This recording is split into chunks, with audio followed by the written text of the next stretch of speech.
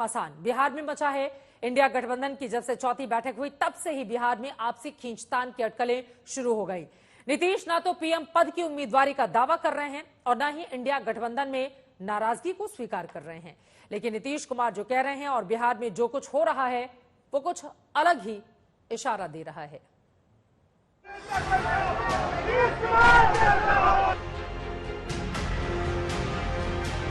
JP छोड़कर गए थे इस उम्मीद में कि उस गठबंधन में जाएंगे तो कुछ मिलेगा, न इधर के रहे न उधर के रहे।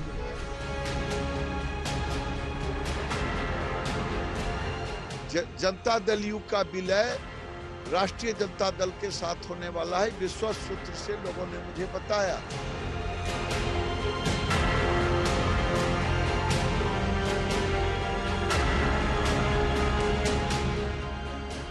आजकल कुछ अंड बंड बोलता है, कुछ लाभ मिले।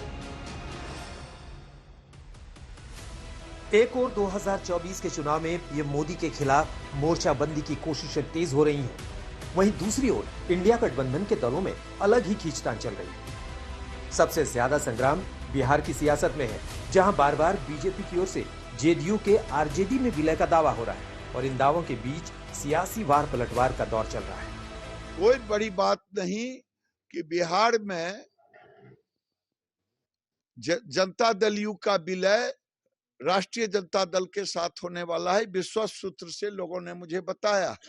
ये जब हो जाएगा तो फिर मुख्यमंत्री का पद पर कौन बैठेगा और माननीय मुख्यमंत्री किस जिम्मेदारी को संभालेंगे वो तो वो लोग बताएंगे। कौन क्या बोलता है हम ध्यान नहीं देने जा रहे हैं, क्योंकि आजकल कुछ अंड बंड बोलता है कि उसको कुछ लाभ मिले।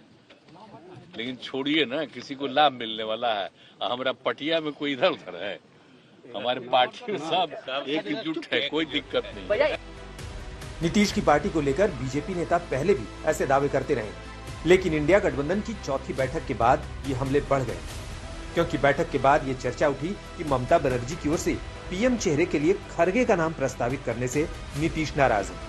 इसी नाराजगी को दूर करने के लिए राहुल गांधी ने नीतीश कुमार से फोन पर बात की और नाराजगी की इन्हीं खबरों के बीच बीजेपी का हमला तेज हो गया। बीजेपी इंडिया गठबंधन में नीतीश कुमार की भूमिका को लेकर लगातार हमले कर रही है, जबकि नीतीश कह रहे हैं उनकी कोई चाहत नहीं। अरे आपको हम बता दें, हमारी इच्छा नहीं थी।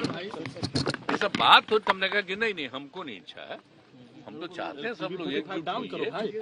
अभी हाल में हम मीटिंग में कह दिए कि हर राज्यों का जो तय कर लीजिए, एमपी का जो कुछ भी है सिलेक्ट कर लीजिए और सब ये कर लीजिएगा तो फिर सब लोग तय हो जाएगा, तो फिर लड़ेगा।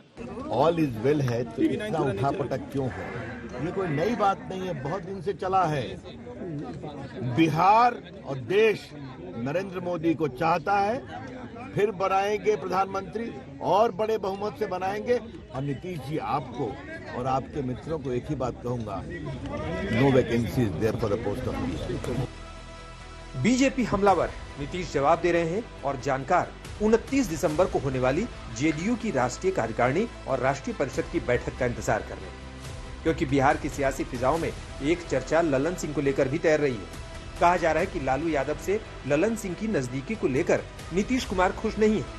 सूत्रों के हवाले से खबर है कि इस बैठक में नीतीश कुमार ललन सिंह को जेडीयू अध्यक्ष पद से हटा सकते हैं और 2024 के चुनाव से पहले खुद पार्टी की कमान संभाल सकते हैं।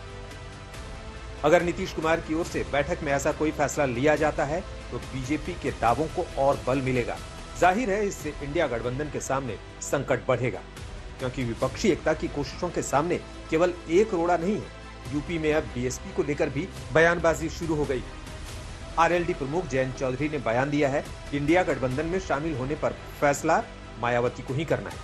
हालांकि समस्या ये है कि अगर मायावती विपक्षी दलों के साथ आती है तो समाजवादी पार्टी का दूर होना तय माना जा रहा है। इंडिया गठबंधन की चौथी बैठक में सीट बंटवारे के लिए 31 दिसंबर की डेडलाइन तय की गई। अभी उस राह पर गठबंधन बढ़ता नहीं दिख रहा है और हर दिन आपस में ही कोई नया संग्राम छिड़ रहा है। आज तक ब्यूरो।